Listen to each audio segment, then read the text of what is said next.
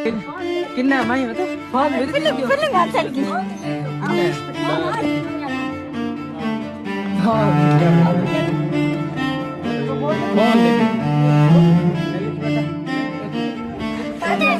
ला माई बड़ा इसे बड़ा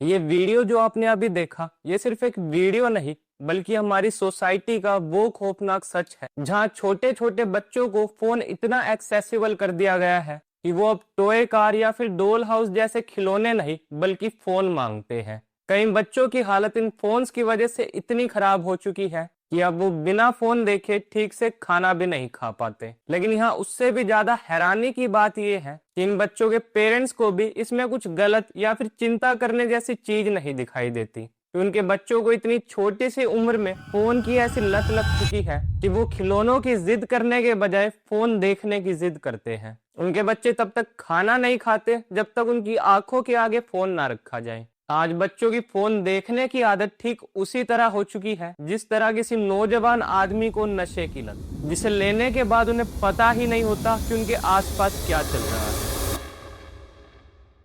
जय हिंद, मेरा नाम है अनुराग शर्मा और स्वागत है आपके एक नई वीडियो में। अगर मैं आपसे कहूं कि आज इंडिया में हजारों टोडलर किड्स ऐसे हैं जो अपने माँ बाप की आवाज को इग्नोर कर सकते हैं लेकिन एक फोन नोटिफिकेशन को नहीं, तो आपको शायद लगेगा कि ये कुछ ज्यादा ही अनरियलिस्टिक सिनेरियो है, लेकिन ग्राउंड रियलिटी इससे भी ज्यादा अनकंफर्टेबल है। ये वीडियो इन दिनों सोशल मीडिया पर खूब वायरल हो रही है, जिसमें एक छोटी सी बच्ची ने खुद को एक कमरे में बंद कर लिया ताकि उसके माता पिता उसे फोन चलाने से डिस्टर्ब ना कर सके और वो बच्ची आराम से बैठकर फोन देखती रहे। लेकिन जब उसके माता पिता को इस बात का पता चला कि उनकी बच्ची कमरे में अकेले बैठकर फोन देख रही है, तो उन्होंने गेट खुलवाने की बहुत कोशिश करी, लेकिन वो बच्ची बिना किसी डर या चिंता के आराम से फोन देखती रही, जिसके चलते उसके माता पिता को दीवार तोड़कर अंदर घुसना पड़ा।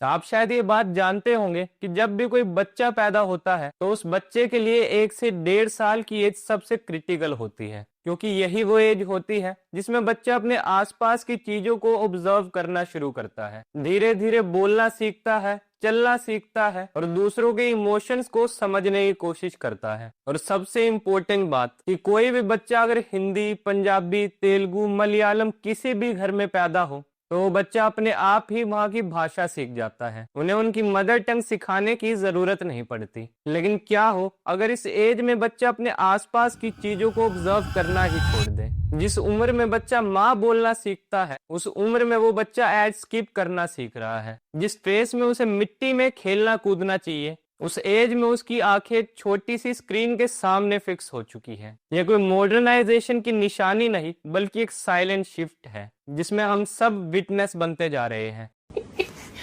Can I see this?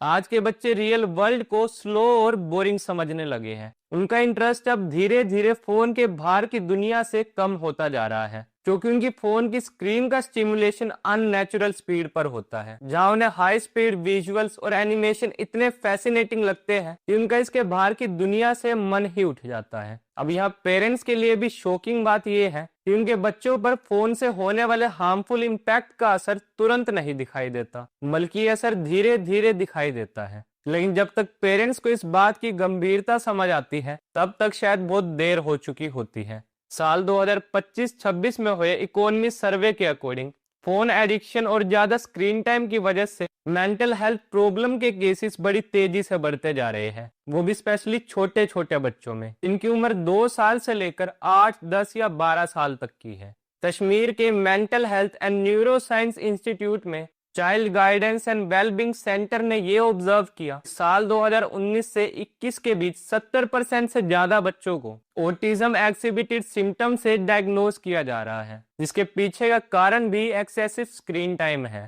लेकिन यह सवाल ये है कि आखिर ये ऑटिज्म है क्या? आसान भाषा में कहे, ऑटिज्म कोई ऐसी बीमारी नहीं है जो खांसी जुकाम की तरह दवाई से ठीक हो जाए। ये दिमाग की एक ऐसी कंडीशन है जिसमें बच्चे का दिमाग दुनिया को अलग तरीके से प्रोसेस करता है। नॉर्मल इंसान के लिए किसी की आंखों में देखकर बात करना या किसी के मजाक को समझना नेचुरल होता है, लेकिन एक ऑटिस्टिक बच्चे के लिए इसे समझ पाना किसी पजल की तरह होता है। उन्हें सोशल क्लूज समझ नहीं आते, उन्हें भीड़, शोर और तेज रोशनी से डर लगने लगता है, क्योंकि उनके सेंसेस बाकी लोगों से काफी ज्यादा सेंसिटिव होते हैं। लेकिन ये ऑटिज्म की प्रॉब्लम कुछ बच्चों में बाय बर्थ होती है, लेकिन अब ज्यादा स्क्रीन टाइम और फोन एडिक्शन की वजह से बच्चों को वर्चुअल ऑटिज्म की प्रॉब्लम होने लगी है। जब एक 2 साल का बच्चा, जिसे इस उम्र में चलना, कूदना और बोलना सीखना चाहिए, वो बच्चे दिन के 6-6 घंटे स्क्रीन के तेज विजुअल्स देखते हैं, तो ऐसे में उनके दिमाग के वो हिस्से जो सोशल इंटरेक्शन के लिए बने होते हैं,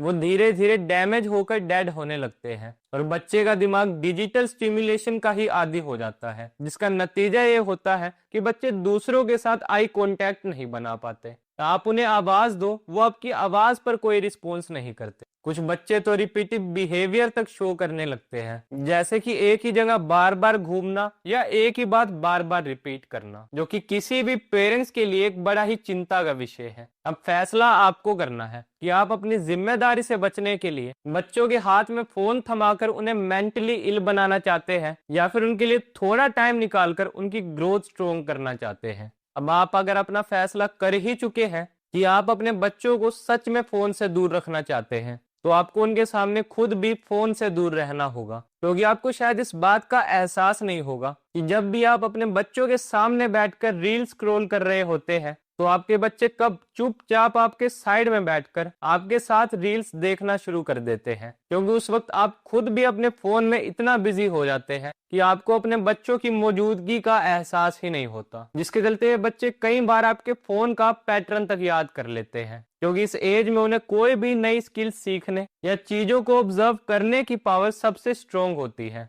ऐसे में पेरेंट्स को डिसाइड करना होगा कि वो अपने बच्चों को फोन से कैसे दूर रख सकते हैं। बाकी इस पर आप क्या सोचते हैं, हमें कमेंट सेक्शन में लिखकर जरूर बताएं। टिल देन गुड बाय, जय हिंद, वंदे मातरम।